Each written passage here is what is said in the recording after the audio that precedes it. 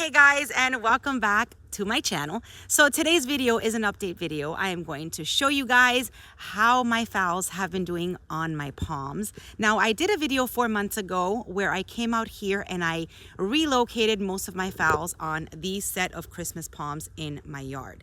That video, I'm gonna link it down in the description box so you can look back. It was made about 4 months ago, so this is a 4-month follow-up.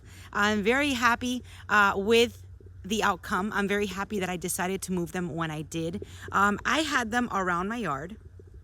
I had them everywhere, all over my palms, everywhere attached. And I had noticed that in the past few years, especially in the past few months, that they were burning. And the reason that that was happening was because, of course, trees grow, and the amount of shade that they were getting was getting less and less. So they were getting burned, the leaves were burning, the spikes would dry up right before they started to bloom and all that. So I decided to take them off of those trees and focus on this area here. Now I do have other phals in my yard. I have some back over here in my gumbo limbo, and out there in my yard where I have my oak trees. So Phalaenopsis orchids do love to be attached. They're epiphytes. They grow like this in nature, and I like to replicate that in my garden. So with all of that said, this is a follow-up video. I have to tell you that since they've been attached, they are happy as can be.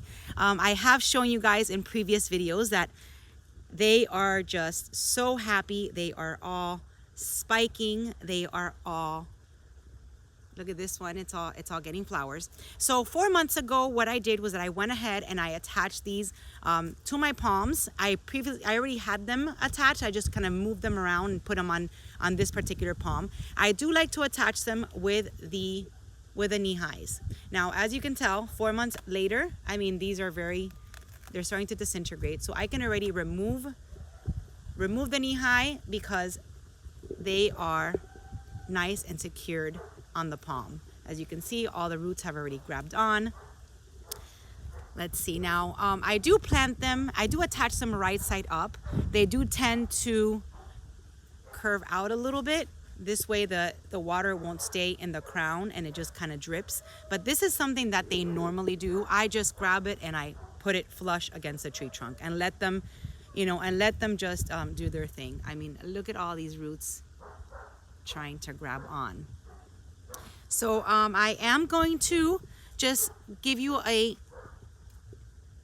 kind of like a look on how they are all sprouting. Now, a lot of this has to do with a change of temperature. Once it gets a little bit cold, the Phalaenopsis orchids do start to put out flower spikes everywhere. And I am talking about everywhere. I've got 2 and 3 flower spikes probably on each of the orchid. This one has about 3 to 4 secondary spikes just waiting to pop, and it's chilly today. So the care that I give these orchids are not the ones, it's not like the ones I give it's not like the ones I give to the ones that I have under my terrace, which is that I fertilize them once a week and I'm constantly watering them. These on my palms, I just let them be. I let nature do its thing. I barely ever fertilize any of these. If I have leftover, maybe I'll come out here once a month, if that, and just pour some fertilizer on them. I do not put insecticides. I do not put fungicides. I do not fertilize. So this is just nature, and this is what happens. So if you'd like to have like a little step-by-step tutorial on how I attach, I believe that video that I did 4 months ago will show you exactly how I do it. And many of you guys do not like the knee high. I happen to like the knee high because it just holds on to whatever sphagnum moss I want to leave on there. All right, so that is the update on this particular set of palms covered in the phals. I do want to also show you that my other phals that I keep in baskets are also blooming. I mean, they also have the spikes everywhere. My gumbo limbo, which is another tree that I like to keep them on. The phals on this tree are also doing amazing. I mean, I hope that you can all see what I'm seeing, but look at all of these. Look at all of these flower spikes. It is going to be such a beautiful show now for February, which is normally when I get a ton of fall flowers. All right, and then I do have some rescue phals on my, let's see, and of course there's always a spider. I also have my rescue phals, which are also doing amazing on my oak tree. I mean, these are all spiking, and these are rescue phals because these are ones that I found on the floor. Look at this. Look at this one, how beautiful. These are ones that I found on the floor, and I just attached them on here. I like to keep all of my phals and never get rid of them. So there you go. And these are Phalaenopsis orchids that I have in my home as decoration. And then after the flowers fade and they are done, I bring them out here and I attach them to my palms. So kind of like a second chance to all of them. And look at that.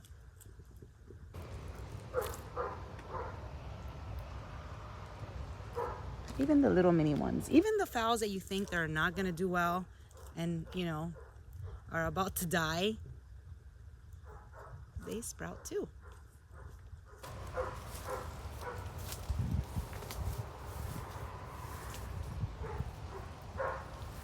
And I love coming out here and just seeing life everywhere. I mean, when I tell you I have phals in every single tree, I really do. My staghorn right here. And then these here. Look at that. Yep. They're everywhere. All right, you guys. So this was my Phalaenopsis Orchid update. I hope you guys enjoyed it. If you haven't seen that video from 4 months ago, take a look.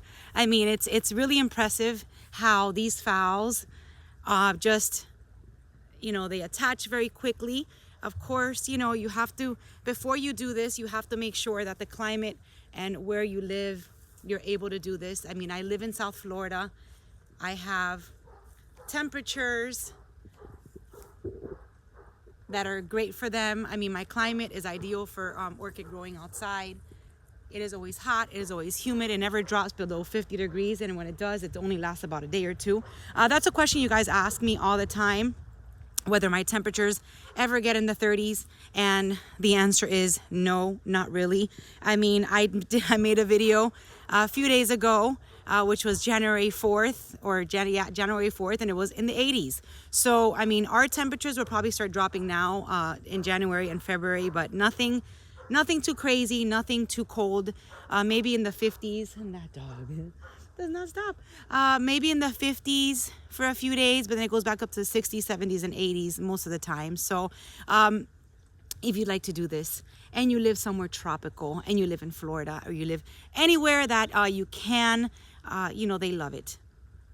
Phals, orchids, everything, you know, every orchid likes to be on a tree. So if you're able to do it, you know, it's a way of me kind of giving back, and adding to nature. So I love to do it, especially all of my dendrobiums love to be mounted, and look at that, flower spikes everywhere. So that's it, you guys. I hope you enjoyed my update video. I wanted to also update really quick on my my vanilla orchid. I haven't looked at these. My vanilla orchid you guys had questions about, so now that I'm out here I'll just show you. So my vanilla is just, it's there still. It hasn't really done much. I mean, it's still in the ground, and hopefully it'll start wrapping around. So that's it, you guys. Today's morning walk was a Phalaenopsis update video, and now that I'm out here, might as well just give you guys a little bit of a tour around before I go. And as promised, I will be out here more often this year and bring you guys lots of more videos. And that's it. Hopefully next time you see me, I will be at the Fort Lauderdale Orchid Show. That starts on Friday, January 10th, 11th, and 12th. Hope to see you guys all there. For those that needed refills, I will be there to collect all of your jars and return them the next day. So any candle refills, go see me on Friday and you will get them on Saturday. Or if you see me on Saturday, you'll get them on Sunday. So I will be there collecting those jars and returning some jars. So that's it, you guys. I hope to see you soon. See you in my next video, and thank you for watching. Bye-bye.